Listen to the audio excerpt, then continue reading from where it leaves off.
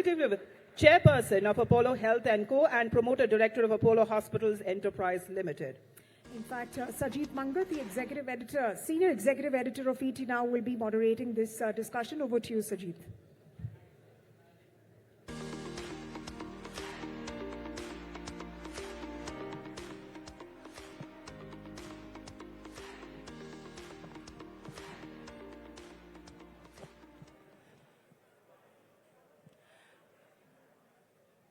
Thank you, Rakesh and Shobana, for joining us on Global Business Summit. Our topic is the meritocracy blueprint and architecting India's global story in this century, basically. To begin with, we're speaking about India, the next century belonging to India. How do you think, meritocracy will play a big role in that? Rakesh?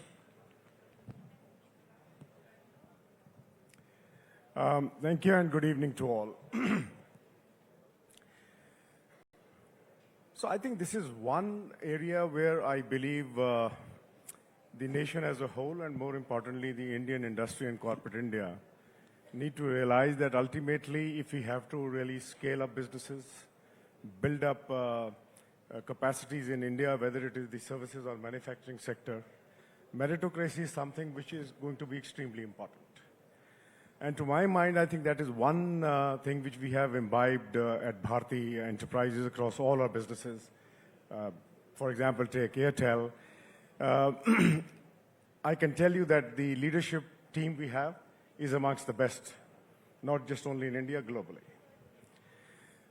For that, you need to empower your teams. For that, you need to be transparent in your dealings with your own people, your partners, and going beyond that, to have faith with a clear vision laid out for them to really move ahead and build up the businesses. If you see today from India, Bharti has become not only a success story within the country, but we've expanded to Africa, Asian countries, picking up stake in British Telecom. If you look at on the satellite services side, OneWeb, which is now part of Eutelsat. So these are the things which have stood the test of time. So clearly, these are the areas we need to invest. Talent will only stay when merit is rewarded. In our own case, our own kids, they are not in the business. They are doing whatever they want to. They can build their own businesses, they can do whatever their passion is. But they cannot come into a company and just paratroop themselves and start asking questions. And I think this is something which we are very, very proud of having created that work culture within Bharti. Every decision is taken as a team discussion, unanimous decisions. We challenge the team challenges us.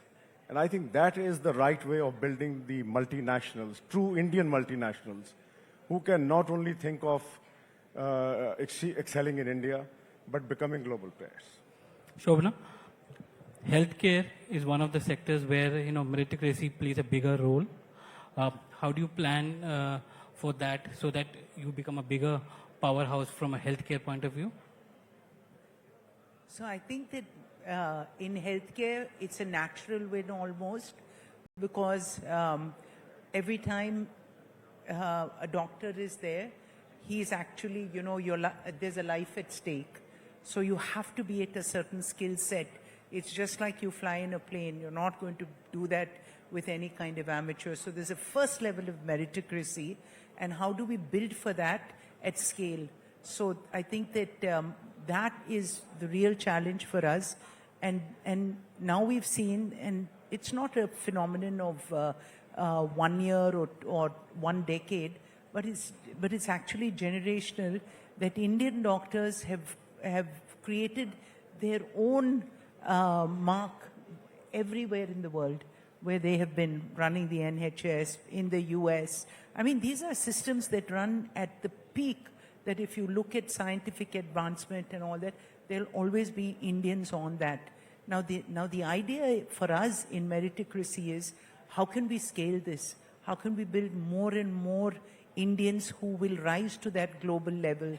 And I would say that in this decade, it becomes a whole lot easier than it was before, because just look at, it's easy for me to say AI, but I really want to give you two use cases where it works for us. Now, for instance, in robotics, in an operating theater, it is just, if you're the most fantastic surgeon, you're not going to need that. Just like if you're the most fantastic leader, you don't need a background. You can instinctively run a country, you can instinctively win wars or do whatever that you want. But what happens in an operating theater is that if you're a brilliant surgeon, you will have those outcomes. But not everyone is that. But if you have a robot working with them, we've seen that kids that have 10 days experience with robots, they can go in and do surgeries. That is building meritocracy. And I think that's a huge use case. The second thing is that if a kid passes out of All India Institute, or IIT, you know that they're at a higher level, and they have to sit and see the same patient as someone who passes out from a medical college in one of the districts. With that's where meritocracy comes. That if we're using an AI layer to be able to train those guys so that 80% of the decision making is presented in front of them. And that's the way that you train. So I think this century of meritocracy is going to actually be so much aided by the technology that we're bringing to bear and how it becomes live. Rakesh, we are in the age of AI. Here we are seeing a lot of meritocracy being tested primarily because of legacy, relationship, hierarchy, and many of the Indian businesses face this challenge. How far is the Indian business from, adapting meritocracy in a big way, giving talent the due opportunity there? Well, I would say, this is something which is really facing us all globally. Every day there is a new innovation. Every day there are different variants of AI which sort of hits us. Clearly, to my mind, for that, if I talk from the perspective of India, we need to be cognizant of that this is something which is a reality. It cannot be wished away. Artificial intelligence. And it is going to work in every domain of our lives. And therefore, to my mind, we need to first strengthen and focus this area more in the academia itself. When we talk of the demographic dividend of India, we need to prepare our youth for these AI-centric jobs. And for that, curriculum, review, content, everything needs to be done. Probably as of yesterday, we are losing time every day on that. And for that, industry needs to be sitting across the table with academia on not only just reviewing what they need to do on the curriculum, but more importantly, telling what is happening in the world, what we expect from the next generations, and so that they are prepared, not only to do jobs, they are also prepared to run their own businesses, whether they are startups, and to use the benefit of AI, because it has leapfrogged. I mean, to my mind, it's not an evolution. This is a revolution which is happening today, what I see. And whether it is in the domain of data information, looking at, having information at the press of a button, you don't have to really apply your mind today. The devices in your hand with the AI tools give you everything what you want. And that is my worry. The worry is that in the short to medium term, will the generation, the next gen, stop using their mind, stop thinking? We saw what happened. The reading habits have gone out. They just need 4 lines to see what they want. As a summary, they don't read newspapers, they don't read books. So short to medium term, I see this a great challenge. And the other challenge is going to be ethical use of artificial intelligence. That is one big question which is facing us all over the world. And to my mind, the makers of AI and the users of AI must ensure how best and ethically this can be used for the benefit of mankind. Rakesh, we always said that demographic dividend is our strength. Do you think that's at risk because of AI now? Sorry, I didn't get it. Is it at risk because of AI? I'm not saying risk. I'm saying there is a risk in short to medium term. Long term, of course, I mean, this is going to be hugely beneficial for us all. Are we ready today? The answer is no. Do we need to get ready? The answer is absolutely yes as of yesterday. So everyone needs to really put their minds together to make sure that we are preparing our generations, we are preparing the workforce accordingly, and to take advantage both on the services and manufacturing sector, we are putting the right kind of research and innovation, right kind of capital which is needed, of course. A huge capital deployment will happen on this. So all this, if I look at as an opportunity for India, absolutely a great one. Shobana, do you think the youth is able to adapt AI? And when you look at healthcare sector where you operate in, is AI going to challenge the healthcare sector in a big way from a talent point of view? I think that AI will exponentially improve the healthcare sector. It will also bring down a lot of the cost and create inclusivity, because that worries me.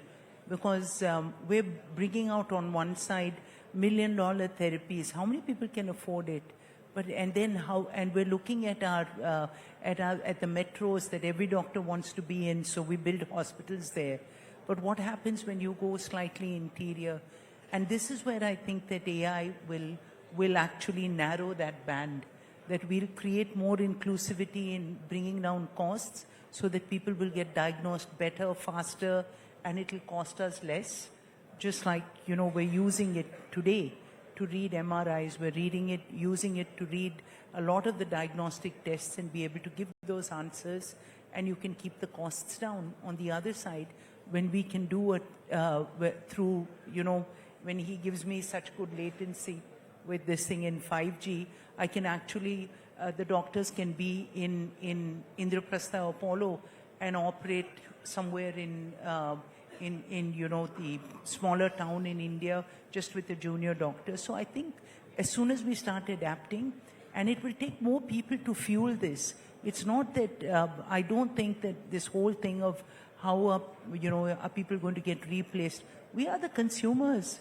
At the end of the day, a robot is not going to pay or want something. They're not going to need food. They're not going to need entertainment. They're not going to need sport. So it'll always be for people that things will get created. But one thing I want to leave you with, and interesting, I think that both of us looked at that statistic. At the turn of this century, China will probably, their population will go down to almost a third. And you're going to need humans in many of these countries. If you look at Japan, if you look at all these countries, they're going to need India to be able to service a graying world. So I think there's a huge opportunity in terms of a demographic dividend for India if we can train everybody properly and use these tools. So this is a century where I'm fairly optimistic. If I may just add, the other sector which is going to hugely benefit is education. And from India's viewpoint, AI tools will be critical for building teacher capacity. 1 million plus teachers all over the country, not only just training, but continuous upskilling. How to deliver lectures, pedagogy, and more importantly for the teachers in government schools. To my mind, that is one big challenge which this country faces. In fact, the Bharti Foundation has launched the teacher app. We are actually announcing in the next few days, taking it to a full suite of class 12. So it's just not curriculum and content for a CBSE affiliated board. It is the best learning practices. The teachers will have a community platform to talk to each other. Already they are posting what they are doing, which is becoming available to the teaching community. So the moment we can look at capacity building of teachers with high quality delivery in classrooms, you start seeing the entire education system moving from school to the higher education level. If I were to ask you, what is the kind of structural shift that is required from a capital point of view, talent point of view, and policy point of view for Indian companies to become truly global leaders, not just in telecom, but also in healthcare?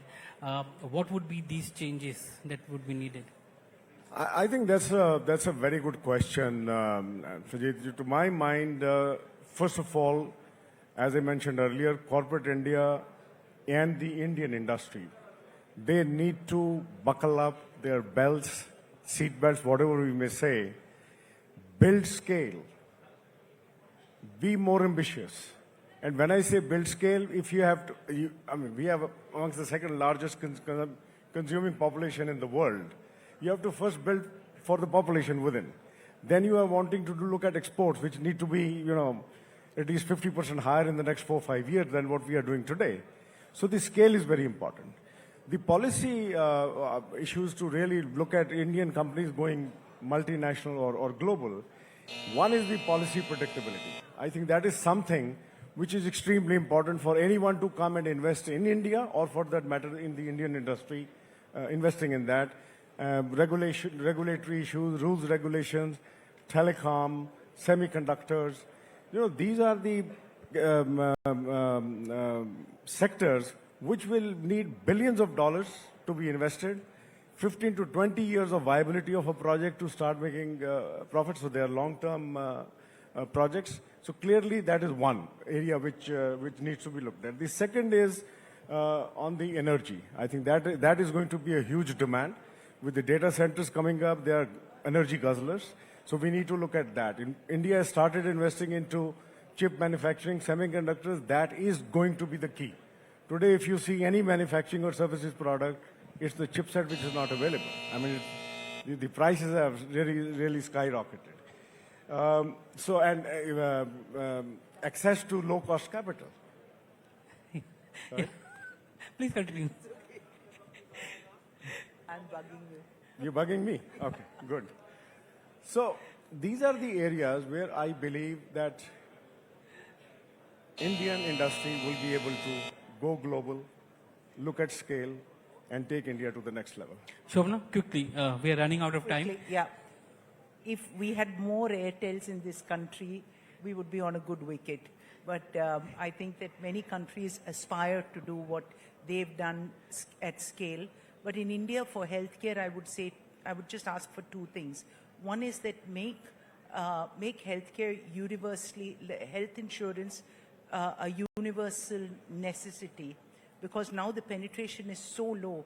Just imagine if we could get, and for the lower, this thing, the government is providing Ayushman Bharat, but I think universally if we make health insurance, then the rest of the guardrails will get put, as long as we don't have data silos. Remove data silos, get universal health coverage, and then I think that we will all play again to those rules, and the industry will change and possibly improve. And the last thing I would like to say is, if we had done this same summit last year, this session would have been about diversity, not about meritocracy. That word has gone out. On that note, Rakesh and Shobana, thank you very much for joining us today. Thank you.